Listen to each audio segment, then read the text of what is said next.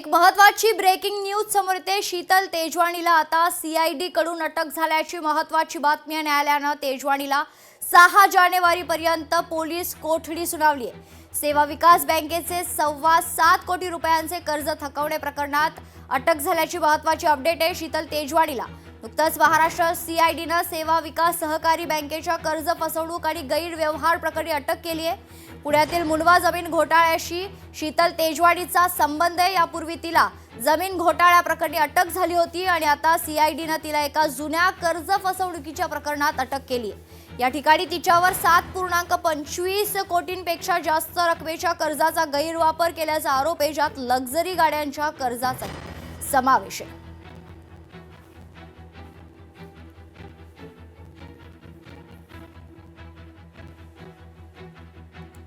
या क्षणाची महत्वाची बातमी, शीतल तेजवानीला आता सीआयडी कडून अटक करण्यात आली आहे। 6 जानेवारी पर्यंत न्यायालयाने शीतल तेजवानीला पोलीस कोठडी सुनावली आहे। लोकशाही मराठी ऐका, पहा, जागरूक रहा।